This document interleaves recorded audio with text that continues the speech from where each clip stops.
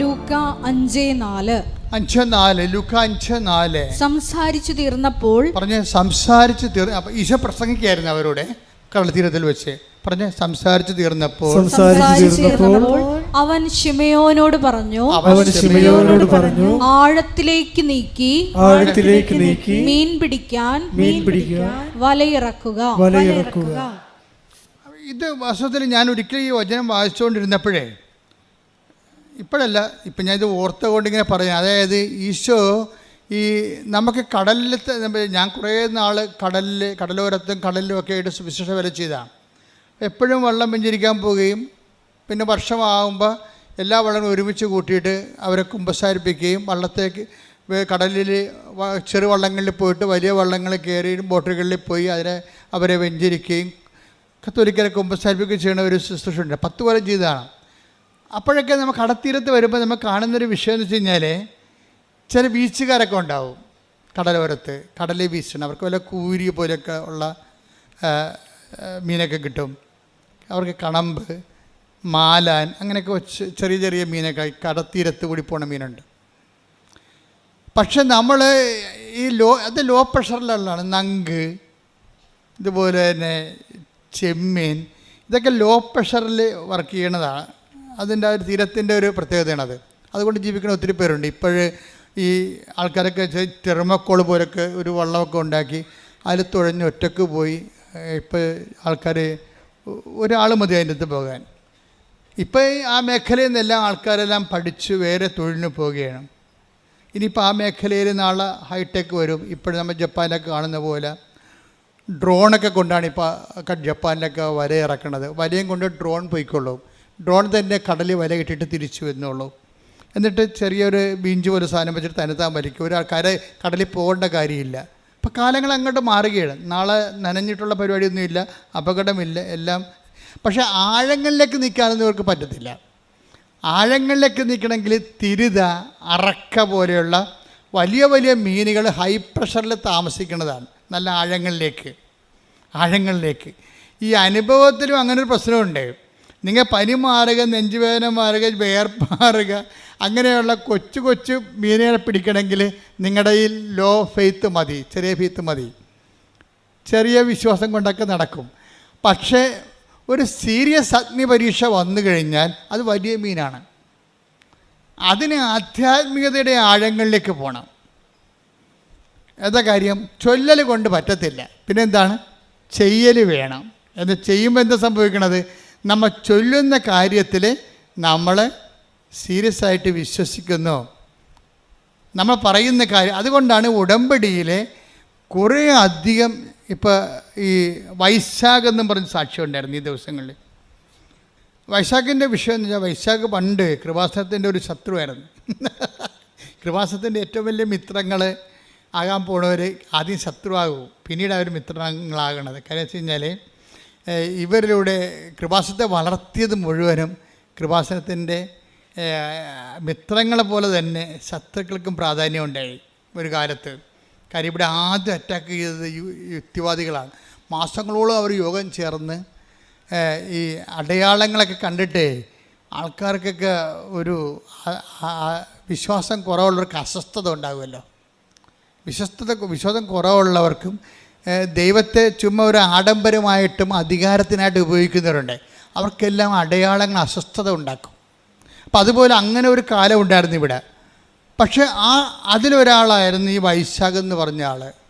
ഇത് തട്ടിപ്പാണ്, ഭൂലോക തട്ടിപ്പാണ്, ആനകൂന എന്നൊക്കെ പറഞ്ഞ് പൈസ ഉണ്ടാക്കാൻ വേണ്ടിയാണെന്നൊക്കെ 10, 20, 25, 40 കേരളത്തിൽ ഏറ്റവും കൂടുതൽ അറ്റാക്ക് വാങ്ങിച്ച ഒരു വൈദികനാണ് ഞാൻ ഒരു കാലത്ത്. ഞാൻ കൂളായിട്ടേക്ക് എൻ്റെ ജപമാല ഉള്ളിടത്തോളം കാലം ആർക്കും തോൽപ്പിക്കാൻ പറ്റത്തില്ല. എന്താ കാര്യം? ജപമാല മാതാവിൻ്റെ നമുക്ക് ഏറ്റവും വലിയ ശക്തമായ മധ്യസ്ഥ പ്രാർത്ഥന. മാതാവിൻ്റെ പ്രാർത്ഥന അല്ലത്, അത് രക്ഷാകര പ്രാർത്ഥന മാതാവിൻ്റെ മധ്യസ്ഥത്തിലാണ് ലോഞ്ച് ചെയ്യണത്. അപ്പോൾ അതിന് ഒരു അഭിഷേകം കിട്ടിയിരിക്കുന്ന കാരണം, ഈ അഭിഷേകം എന്നുകൊണ്ട് എന്താ, എല്ലാത്തിനും ഒരു അഭിഷേകമുണ്ട്. നിങ്ങൾക്കറിയാമല്ലോ. ഇപ്പം തന്നെ അവളുടെ പേരെന്താ, ജിൻസി.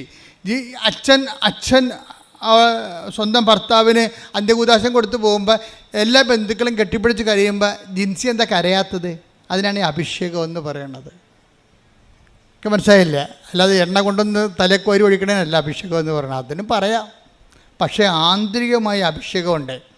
ഈ ബാഹ്യമായ അടയാളങ്ങളൊക്കെ അർത്ഥവത്താകണമെങ്കിലും അനാചാരങ്ങൾ അല്ലാതായിരിക്കണമെങ്കിലും ആന്തരികമായ അത് ഉദ്ദേശിക്കുന്ന സൂചന ആന്തരികമായി നടക്കണം ആ മനുഷ്യനെ. ആന്തരികമായി ആ അഭിഷേകം നടക്കാത്തോളം കാലം എണ്ണയല്ല, പെട്രോൾ ഒഴിക്കണത് എണ്ണ ഒഴിക്കണതെല്ലാം കണക്കാണ്. ആന്തരികമായ ഒരു അഭിഷേകമുണ്ട് എല്ലാത്തിനും. ദൈവകൃപ പ്രവർത്തിക്കുന്നത് ആന്തരികമാണ്. അതുകൊണ്ടാണ് കൃപയെക്കുറിച്ച് പറയുമ്പോൾ എന്താ പറയണത്? കർത്താവിൻ്റെ കൃപ പറഞ്ഞേ, കർത്താവിന്റെ കൃപ അവന്റെ ആത്മാവിന്റെ കൂടെ ഉണ്ടായിരിക്കട്ടെ. അവന്റെ ആത്മാവോട് കൂടെ അപ്പം ഉണ്ടായിരിക്കട്ടെ. തലയുടെ കൂടെ ഉണ്ടാകുകയല്ല. കൃപ തലയിലല്ല ഇരിക്കണത്, തലയുടെ മുകളിലും അല്ല ഇരിക്കുന്നത്. ഗലാത്യ 6:18.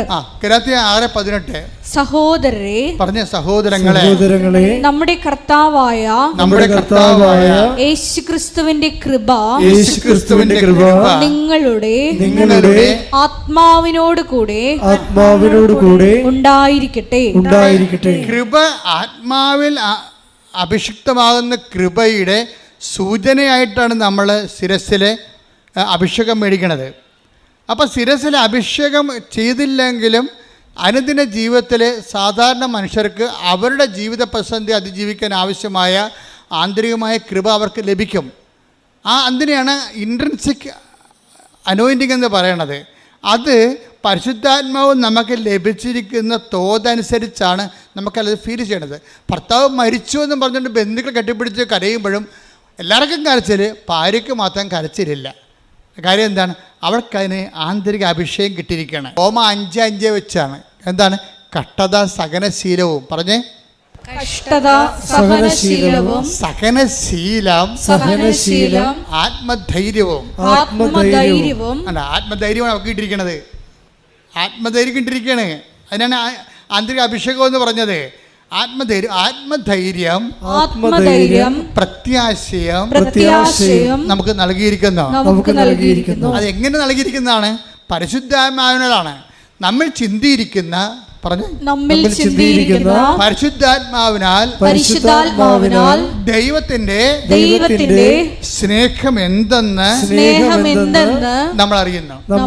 അപ്പൊ ഈ ആന്തരിക അഭിഷേകവും പരിശുദ്ധാത്മാവും ദൈവത്തിന്റെ സ്നേഹവും തമ്മിൽ ബന്ധമുണ്ട്. എന്താ കാര്യം വെച്ച് കഴിഞ്ഞാൽ, പരിശുദ്ധാത്മാവ് നിറയുമ്പോൾ നമുക്ക് എന്താ സംഭവിക്കണത്? അത് പരിശുദ്ധാത്മാവിനെ നിലനിർത്താൻ ആവശ്യമായ ഒരു ഇൻറ്റേർണൽ ഡിസ്പോസിഷൻ ഉണ്ട്. അതാണ് മാതാവ് സെപ്റ്റംബർ 7 പറഞ്ഞത്. ഡിസ്പോസിഷൻ, പരിശുദ്ധാത്മാവിനെ നിലനിർത്താനുള്ള ആന്തരികമായ ഒരു ഡിസ്പോസിഷൻ.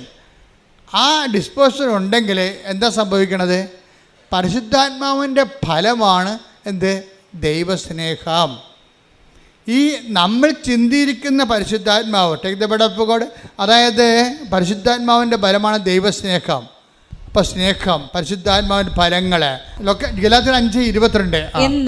എന്നാൽ ആത്മാവിന്റെ ഫലങ്ങൾ സ്നേഹം, ആനന്ദം, സമാധാനം, ക്ഷമ, ദയ, നന്മ, വിശ്വസ്തത, സൗമ്യത, ആത്മസംയമനം ഇവയാണ്. ഈ ജിൻസി എന്ന് പറയുന്ന സഹോദരിക്ക് ഈ സംഭവങ്ങൾ ഇപ്പം എല്ലാം കിട്ടിയ പോലെയാണ് അല്ലേ? എന്തൊക്കെയാണുള്ളത്? ആത്മാവിൻ്റെ ഫലങ്ങൾ എന്തൊക്കെയാണുള്ളത്? സ്നേഹം, ആനന്ദം. അപ്പോൾ ഇതെല്ലാം ഈ ആന്തരികമായ ആനന്ദത്തിനാണ് ആന്തരിക അഭിഷേകം എന്ന് പറയുന്നത്. സ്നേഹം, ആനന്ദം, പിന്നെന്താണ്? സമാധാനം, ക്ഷമ, ദയ, നന്മ. ഇത് ഈ സമാധാനം എന്ന് പറയണത് ശരിക്കും പറഞ്ഞാൽ സ്നേഹം പ്ലസ് ക്ഷമയാണ് ഈക്വൽ ടു സമാധാനമാണ്. അപ്പോൾ സ്നേഹം എന്ന് പറഞ്ഞാൽ അതിൻ്റെ കൂടെ പ്ലസ് അതിൻ്റെ കൂടെ പിന്നെന്താ? ക്ഷമ കൂടുമ്പോഴാണ് അതായത് സമാധാനം എന്ന് പറയുന്നത്. സമാധാനം ഉണ്ടാകണത്. ക്ഷമയെന്ന് പറയുന്നത് എന്താണ്? സഹിക്കുന്ന സ്നേഹത്തിനാണ് ക്ഷമയെന്ന് പറയണത്. സഹിക്കുന്ന സ്നേഹത്തിനാണ് ക്ഷമയെന്ന് പറയണത്. അപ്പോൾ സ്നേഹവും പിന്നെ അതിൻ്റെ സർപ്ലസായി വരുന്ന സഹിക്കുന്ന സ്നേഹവും കൂടി വരുമ്പോഴാണ് നമ്മൾ സമാധാനം വരണത്. പിന്നെ സമാധാനം കഴിഞ്ഞ് എന്താ പറയണത്? ക്ഷമ, ദയ.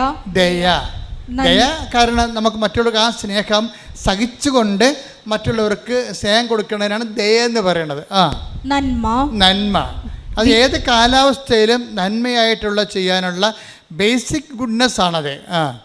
വിശ്വസ്തത എന്ന് വെച്ചാൽ വചനത്തോടും ദൈവത്തോടും ദൈവവചനത്തോടുമുള്ള ഒരു മനുഷ്യൻ്റെ കൂറ് വിശ്വസ്തത. സൗമ്യതയിലും ഈ സഹിക്കുന്ന സ്നേഹവും ക്ഷമയും കൂടിയാണ്, പ്രത്യാശയും കൂടി കലർത്താണ് ഈ സൗമ്യത ഉണ്ടാകുന്നത്. സൗമ്യത ശരിയാകും. ഭർത്താവ് 4 കാലേ വീണ് കുടിച്ചുകൊണ്ട് വന്നിട്ട് നമ്മുടെ മോന്തക്ക് 2 കാച്ച് കാച്ചിയാലും ഈ ഭാര്യ, ചില ആന്തരികമായ അഭിഷേകം കിട്ടിയ ഭാര്യമാർ പ്രാർത്ഥനയോടെ നിൽക്കും. എന്താണ്? ഇന്നല്ലെങ്കിൽ നാളെ ആ മനുഷ്യനെ കർത്താവ് തൊടും എന്നാണ് പറയണത്. തൊടും, അതാണ് സൗമ്യത. അപ്പോൾ അവൾക്ക് ഇതുപോലെയുള്ള എടുത്ത് ചാട്ടവും എടുത്ത് കയറ്റവും ഒന്നുമില്ല, വെയിറ്റ് ചെയ്യാണ്. അതായത് പ്രത്യാശ നമ്മളെ നിരാശരാക്കുന്നില്ല. എന്താ കാര്യം? നമ്മൾ ചിന്തിയിരിക്കുന്ന പരിശുദ്ധ. ഇതുകൊണ്ടാണ് നിങ്ങൾ വചനം വായിക്കണമെന്ന് പറഞ്ഞത്. ഉടമ്പടി കൊണ്ടുവന്നിട്ട് ഇങ്ങനെ നിയോഗങ്ങൾ എഴുതി കെട്ടിത്തന്നല്ല പ്രശ്നം. അത് ആക്ടിവേറ്റ് ചെയ്യണമെങ്കിൽ അതിന് കറസ്പോണ്ടിങ് ആയിട്ടുള്ള വചനങ്ങളുണ്ട്. അത് വരണത് വ്യാഖ്യാനങ്ങളിലാണ് വരണത്. ഉടമ്പടി ധ്യാനം കുടുംബം മാത്രമേ ഇത് മനസ്സിലാകത്തുള്ളൂ. അല്ലെങ്കിൽ നിങ്ങൾ ഇത് മനസ്സിലായില്ലെങ്കിൽ പഴയ ലോകത്താനായിട്ട് തന്നെ ജീവിക്കും. അത് ഒരു വശമായിട്ട് പോകും. വീട്ടിൽ നിങ്ങൾ പഴയ ആൾക്കാർ തന്നെ ജീവിക്കും. അങ്ങനെ അത് ജീവിക്കാതിരിക്കാനാണ് നിങ്ങളോട് പറയണത്. എന്താണ്? നിങ്ങൾ ഉടമ്പടി ധ്യാനം കൂടണം. പിന്നെ എന്താ ചെയ്യണത്? അരമണിക്കൂർ വെച്ച് വചനം വായിക്കണം, പ്രാർത്ഥിക്കുക. കർത്താവായ ദൈവമേ, ഉടമ്പടി ധ്യാനം മുടങ്ങാതെ കൂടാനും മുടങ്ങാതെ വചനം വായിക്കുവാനും എന്നെ അഭിഷേകം ചെയ്യണം. ശ്രദ്ധിക്കട്ടെ. ഉടമ്പടി ആരാധനയിലൂടെ വചനത്തോടുള്ള ദാഹം ഞങ്ങളിൽ ഉണർത്തണമേ. ജിൻസി എന്ന് പറയുന്ന സഹോദരിയെ കുറിച്ചല്ല നമ്മൾ പറഞ്ഞോണ്ട്. ഈ അലക്സിന്റെ ഈ അന്ത്യകുദാശ കൊടുത്തെന്ന് പറഞ്ഞ അലക്സിനെ ജിൻസിയുടെ ആ ഉള്ളിലുണ്ടായിരുന്ന ദൈവം കൊടുത്ത വെളിപാട് പോലെ തന്നെ അവിടുന്ന് പൂർണ്ണമായി സുഖപ്പെടുത്തി നടത്തിക്കൊണ്ടാണ് അവൾ തിരിച്ച് വീട്ടിലോട്ട് പോരണത്. ആ സാക്ഷി അവസാനിക്കണം അങ്ങനെയാണ്. അതായത് നിങ്ങൾ ഇപ്പം എന്താ സംഭവിച്ചിരിക്കുന്നത് വെച്ചാൽ, എന്താണ് ജിൻസിയുടെ ജീവിതത്തിൽ സംഭവിച്ചതെന്ന് ചോദിച്ചാൽ, ഞാൻ പറയും ജിൻസി മൈനർ മിറക്കിളിൽ നിന്ന് മേജർ മിറക്കിളിലേക്ക് ചേഞ്ച് ചെയ്ത്. മനസ്സിലായില്ല? അറിവ് എന്താ പറയണത്? അറിവ് നമുക്കെന്ത് തരുന്നു? അനുഭവം തരുന്നു. ഈ അനുഭവത്തിൽ തന്നെ എന്തൊക്കെയാണ് ഉള്ളത്? മൈനർ എക്സ്പീരിയൻസ് ഉണ്ട്, മേജർ എക്സ്പീരിയൻസ് ഉണ്ട്. ചില ആൾക്കാരൊക്കെ ഈ മൈനർ എക്സ്പീരിയൻസ് മാത്രം കിട്ടി മൂക്കിലെ പനിമാർ, മുട്ടയപ്പനിമാർ എന്നൊക്കെ പറഞ്ഞുകൊണ്ട് കുറച്ച് കഴിയുമ്പോൾ മരിച്ചു പോകും. അവരുടെ ജീവിതത്തിൽ മൈനർ എക്സ്പീരിയൻസ് മാത്രമേ ഉള്ളൂ അവർക്ക്. എന്താ കാര്യം? അവരുടെ അറിവ് മൈനറാണ്. അതുകൊണ്ടാണ് ഈശോ പറഞ്ഞത്, നിങ്ങൾ ആഴങ്ങളിലേക്ക് നീക്കി വൻമീനുകളെ പിടിക്കാൻ, കൃപയുടെ വൻമീനുകളെ പിടിക്കണം. എന്നുവെച്ചാൽ കുറച്ച് ആധ്യാത്മികതയുടെ ആഴങ്ങളിലേക്ക് നീങ്ങണം. ഉടമ്പടിയുടെ ഒരു പ്രഖ്യാപന ലക്ഷ്യം എന്താ? ഉടമ്പടി നിങ്ങളെ ആധ്യാത്മികതയുടെ ആഴങ്ങളിലേക്ക് നീക്കുന്നു. അതപ്പോൾ നിങ്ങൾക്ക് ഇപ്പം ജിൻസിയെ സംബന്ധിച്ചുള്ള എന്താ സംഭവിച്ചിരിക്കുന്നത്? ഭർത്താവിനെയും കിട്ടി, അവൾ ആധ്യാത്മികമായി വളരുകയും ചെയ്തു. പ്രാർത്ഥിക്കുക. കർത്താവായ ദൈവമേ, അങ്ങ് നൽകുന്ന ശോധനകളില് ശംഖ് പതറിപ്പോകാതെ നിശബ്ദതയോടെ പ്രത്യാശയോടെ പരിശുദ്ധാത്മാവിന്റെ നിറവോടെ ദൈവസ്നേഹത്തോടെ അതിനെ അഭിമുഖീകരിക്കുവാൻ അനുഭവത്താൽ എന്താ? അനുഭവം എന്തിനാ? സാക്ഷ്യം പറയാനാണോ? അല്ല. അറിവ് നമുക്ക് അറിവ് നമുക്ക് എന്ത് ചെയ്യും? അനുഭവം തരും. അനുഭവം നമുക്ക് എന്താ തരണത്? ബോധ്യം. ഇപ്പം ജിൻസിക്ക് എന്താ കിട്ടിയിരിക്കണത്? ബോധ്യം. എന്താണ്? ഈ കാലം കഴിഞ്ഞു പോകും. എന്ത് സങ്കടം വന്നാലും ഞാൻ ഉടമ്പടിയെടുത്ത അമ്മ എനിക്ക് വേണ്ടി മധ്യസ്ഥം വഹിച്ചുകൊണ്ടിരിക്കും. അപ്പോൾ ജീവിതത്തെ ഞാൻ എന്ത് ക്രൈസിസ് ആയാലും കാഷ്വാലിറ്റി ആയാലും എനിക്കിനി അതിജീവിക്കാൻ കഴിയും. കാരണം എന്താണ്? ഞാൻ ഉടമ്പടിയിലാണ്. പ്രാർത്ഥിക്കുക. കർത്താവായ ദൈവമേ, ഇത്തരം ആന്തരിക അവബോധത്തിലേക്ക് ആത്മീയ ബോധ്യത്തിലേക്ക് എന്നെ നയിക്കണമേ. അപ്പം ഓരോ സാക്ഷ്യവും ഞാനിപ്പോൾ നമ്മുടെ പ്രിയപ്പെട്ട അച്ഛന്മാരോട് പറയുവേ, കൃപാസനം എന്ന് പറയുന്നത് സാക്ഷ്യമാണ്. എന്താ കാര്യം? സാക്ഷ്യം എന്ന് പറയുന്നത് ബോധ്യമാണ്. അപ്പോൾ ബോധ്യം ആൾക്കാർക്ക് എന്താ കൊണ്ട് നൽകണത്? ബോധ്യമാണ് നൽകണത്. ബോധ്യം. ഇപ്പോൾ അറിവ് അനുഭവം നൽകുന്നു. അനുഭവം നൽകും, ബോധ്യം നൽകും. ഇപ്പം ജിൻസിക്കൊരു ബോധ്യം കിട്ടിയില്ലേ? ഈ ബോധ്യം പക്ഷേ ആദ്യം ഉണ്ടായിരുന്ന വൈശാഖിനില്ലായിരുന്നു. വൈശാഖ് എപ്പോഴും നോക്കിക്കൊണ്ടിരുന്ന കൃപാസനത്തെക്കുറിച്ച് മോശം വീഡിയോ ആര് പറഞ്ഞാൽ അത് നോക്കും, എന്നിട്ട് കമൻറ്റ് ചെയ്യാൻ വേണ്ടി. അതൊക്കെ അന്ന് കൃപാസനത്തെക്കുറിച്ച് അദ്ദേഹത്തിന് ബോധ്യമില്ലായിരുന്നോ? അപ്പോൾ അദ്ദേഹം അന്ന് ചെയ്യണമെന്ന് വെച്ച് കഴിഞ്ഞാൽ നമുക്ക് ആരോഗ്യമുണ്ട്, നമുക്ക് ജോലി ചെയ്യാം, നമുക്ക് ബുദ്ധിയുണ്ട്, നമുക്ക് പിന്നെ അതുകൊണ്ട് അയാൾ പറയും ഞാൻ അഹങ്കാരിയായിപ്പോയെന്നാണ് പറഞ്ഞത്. വൈശാഖ് പറയുന്ന ഒരു വിഷയമുണ്ട്, അതായത് എപ്പോഴും കുഴപ്പമില്ലാത്ത ഒരു ജോലി എനിക്കുണ്ട്, അതായിരുന്നു എൻ്റെ അഹങ്കാരമെന്ന്. മനുഷ്യൻ്റെ ഏറ്റവും വലിയ പ്രോബ്ലം അതാണ്. എനിക്കും ഉണ്ടാവും, നിങ്ങൾക്കും ഉണ്ടാവും. നമ്മൾക്കുള്ള ഒരു വിഷയത്തെക്കുറിച്ച് നമ്മൾ കണ്ടൻറ്റഡ് ആയിരിക്കും, പിന്നെ അവിടെ ദൈവത്തിന് സ്പേസ് ഇല്ല. അഹങ്കാരത്തിൻ്റെ ഒരു കുഴപ്പമെന്ന് വെച്ച് കഴിഞ്ഞാൽ മുഴുവൻ ദൈവത്തിൻ്റെ സ്പേസ് അത് കൈകാര്യം ചെയ്യുമെന്നുള്ളതാണ്. ഇപ്പോൾ ഒരു മുറി മുഴുവനും മേശം കസേരയാണെങ്കിൽ നമുക്ക് അകത്തോട്ട് കിടക്കാൻ പറ്റുമോ? അതുപോലെയാണ് ഈ സംഭവം. നമ്മൾ തന്നെയായിരിക്കും അതിൻ്റെ അകത്ത് മുഴുവനും. അപ്പോൾ ദൈവത്തിന് അതിൻ്റെ അകത്ത് പ്രവേശനമില്ല. അതാണ്. അപ്പോൾ എന്ത് പറ്റുമെന്ന് വെച്ചാൽ ഒരു പ്രാവശ്യം ഈ വൈശാഖിൻ്റെ ഭാര്യയുണ്ട് അന്ന, അവർ മിക്സഡ് മാരേജാണ്. അന്ന വൈശാഖിന് രണ്ടുപേരും ദുബായിലാണ്. അന്ന വൈശാഖിനോട് പറയും ഇച്ചയ തൊണ്ടയ്ക്കെന്തോ കുഴപ്പമുണ്ട്, പൊടി എന്ന് പറയാം. ഈ അന്ന പറഞ്ഞാണ് ഇച്ചയ തൊണ്ടയ്ക്കെന്തോ കുഴപ്പമുണ്ടെന്ന് തോന്നുന്നത്, തടയി നോക്കുകയും പറയും എടി പൊടി എന്ന് പറഞ്ഞ് ഇവളത്ത് ഓടിച്ചിടും, സമ്മതിക്കത്തില്ല. അപ്പോൾ അത് പുള്ളിക്കാരൻ പറയും അത് പുള്ളി നല്ല ഈ ജിംനേഷ്യനാണ്, നല്ല ആരോഗ്യമുള്ള ആളാണ്. അപ്പോൾ പറയും എൻ്റെ ബോഡി ബിൽഡിങ്ങിൻ്റെ ആണ് ചിലപ്പോൾ നിങ്ങൾക്ക് തോന്നണത്, അല്ല കഥയൊന്നുമില്ലെന്ന് പറയും.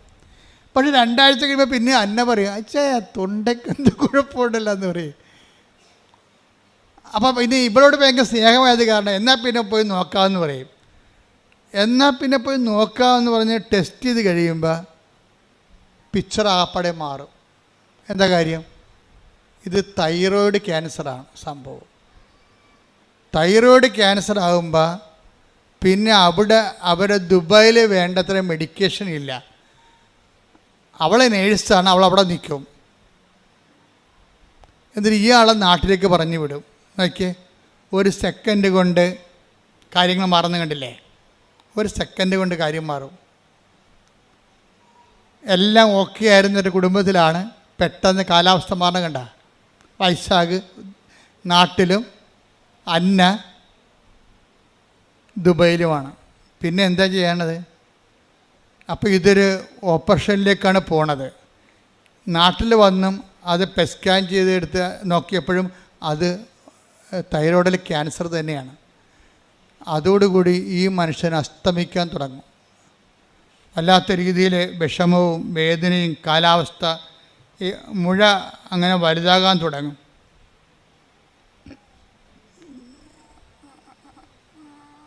അതോടുകൂടി തൻ്റെ കയ്യിൽ നിന്ന് ജീവിതം വിട്ടുപോകണമെന്ന് കണ്ടപ്പോൾ പിന്നെ എന്താണ്, താൻ പണ്ട് ട്രോള് വായിച്ച് കമൻറ്റ് ചെയ്ത ആ സ്ഥലത്തേക്ക് ഈ മനുഷ്യൻ തിരിച്ചു വരും. ആൾ തിരിച്ചു വന്ന് കണ്ടില്ലേ? കാര്യം അവസാനത്തെ അഭയം. അപ്പോൾ എനിക്ക് മനസ്സിലായി കൃപാസനത്തിൽ വരാം. പണ്ട് ഭാര്യയുമായിട്ട് ഒന്ന് വന്നതാണ്.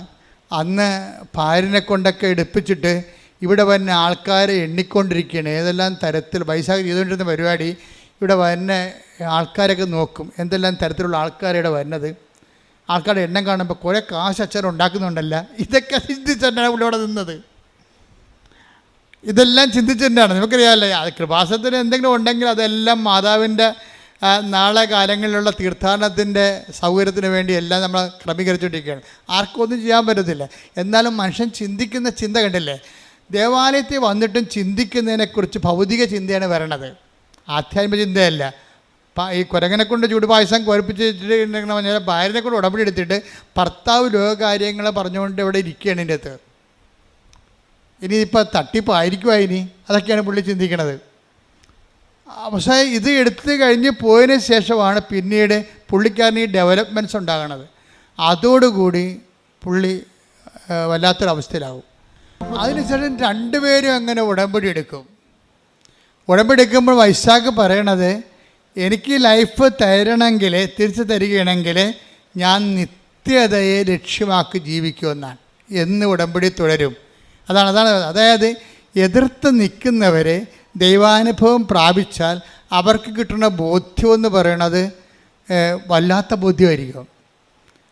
ഇത് അമ്മയുമായിട്ട് ഇയാൾ ഒരു ഡിസ്കഷനിൽ, അമ്മ എനിക്കൊരു ലൈഫ് തിരിച്ചു തരികയാണെങ്കിൽ ഞാൻ പിന്നെ നിത്യമായിട്ട് ഉടമ്പടി ജീവിക്കും, നിത്യതയ്ക്ക് വേണ്ടി ജീവിക്കും എന്നൊക്കെ ഈ മനുഷ്യൻ എല്ലാം തകർന്ന് ദൈവത്തോട് പറയും.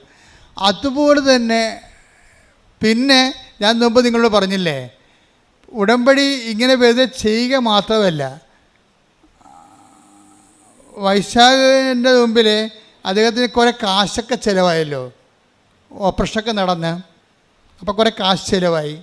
ഇവർ സാമ്പത്തികമായിട്ട് തകർന്നുപോയി.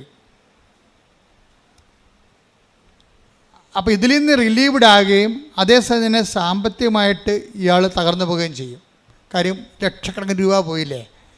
ജോലിക്ക് പോയിട്ടും കുറേ നാളായി, ഭാര്യ മാത്രമേ ജോലിക്ക് പോകാനുള്ളൂ, കടം അതിനേക്കാൾ ഇരട്ടിയായി വന്നപ്പോൾ ഒരു ദിവസം ഇയാൾ ദുബായിലെ സ്ട്രീറ്റിലൂടെ വരുമ്പോൾ ഒരു ധർമ്മക്കാരൻ ഇയാളുടെ മേലെ കൈ നീട്ടിയപ്പോൾ എന്നാ പറ്റിയെന്നറിയാമോ?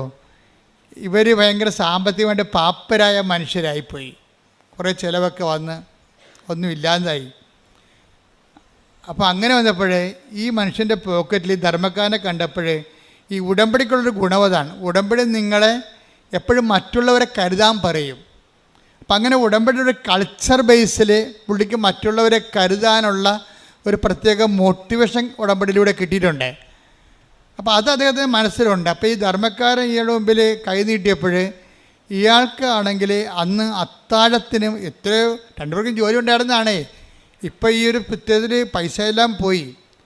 അപ്പോഴേ ഇയാൾ ഈ ധർമ്മക്കാരൻ കൈ നീട്ടുമ്പോൾ ഭാര്യയെ വിളിച്ച്, അത് അന്ന് അവളവിടെ ഭാര്യയെ വിളിച്ച് ചോദിക്കും, എടി അത്താഴത്തിന് എന്നാണെന്ന് ചോദിക്കും. എന്ന് വെച്ച് കഴിഞ്ഞാൽ അത്താഴത്തിനുള്ള കാശാണ് ഈ പോക്കറ്റിൽ കിടക്കണത്, വല്ല ഹോട്ടലിൽ നിന്ന് വല്ലതും വാങ്ങിച്ചുകൊണ്ട് വീട്ടിൽ പോകണം, അതിൻ്റെ ഉദ്ദേശത്തിലാണ് പുള്ളി നടന്ന് വരണത്. അപ്പോൾ അതിൻ്റെ അത് 10 ദിർഹംസ് ഉണ്ട്, തട്ടി പിടിച്ച് 220 രൂപ പുള്ളിയുടെ പോക്കറ്റിൽ കിടപ്പുണ്ട്.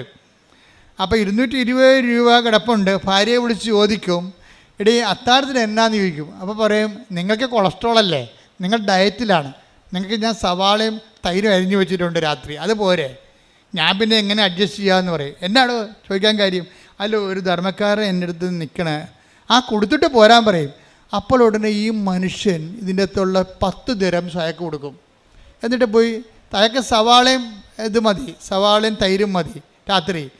അപ്പോൾ അത് കൊടുക്കാനും തൻ്റെ കയ്യിൽ അത്താഴത്തിനുള്ള വക കൂടി കൊടുക്കാൻ വേണ്ടി അയാൾക്ക് ഒരു ആന്തരികമായ അഭിഷേകം കിട്ടും. ഇതാണ് സംഭവം, പിടിയിട്ടില്ലേ? അപ്പോൾ ഈ 10 ദിർഹംസ് അയാൾക്കെടുത്ത്, ധർമ്മക്കാരൻ അത്രയും പ്രതീക്ഷിച്ചില്ല, വല്ല 2-3 ദിർഹംസ് കിട്ടുമെന്നാണ് വിചാരിച്ചത്. അവ കൈ പുകയിലുണ്ടായിരുന്ന 10 ദിർഹംസും കൊടുത്തു. 10 ദിർഹംസ് കൊടുത്തോടുകൂടിയല്ല ഈ ധർമ്മക്കാരൻ കൈ നീട്ടി ഈ മനുഷ്യൻ സന്തോഷത്തോടെ ഈ മനുഷ്യൻ തലയെ കൈവച്ചു. അത് വലിയ സന്തോഷത്തോടെ ഈ മനുഷ്യൻ കൈകൂപ്പി ധർമ്മക്കാരൻ്റെ ആശീർവാദം മേടിച്ച് വീട്ടിൽ വന്ന് സന്തോഷത്തോടെയാണ് ആ മനുഷ്യനത് കൊടുത്തത്. കാര്യം നമ്മൾ കൊടുക്കുമ്പോൾ അളിഞ്ഞ മോന്തമായിട്ട് കൊടുക്കുന്ന ആൾക്കാരുണ്ട്, പത്രം അങ്ങനെ ചെയ്യണവരുണ്ട്. അളിഞ്ഞ മോന്തമായിട്ട് പത്രം കൊടുക്കും, ഇത് കൊടുത്ത് അവസാനിപ്പിക്കണമല്ലോ ആർക്കെങ്കിലും, ഇനി ആർക്കോട്ടെ ഏത് പണ്ടാരത്തിൽ കൊടുക്കാനാണ്, ഇങ്ങനെ കൊടുക്കുന്നവരുണ്ട്. സന്തോഷത്തോടെ കൊടുക്കണം. കഴിഞ്ഞ ദിവസങ്ങളിൽ സരസ്വതി ഇവിടെ ഒരു കിടിലൻ സാക്ഷ്യം പറഞ്ഞു.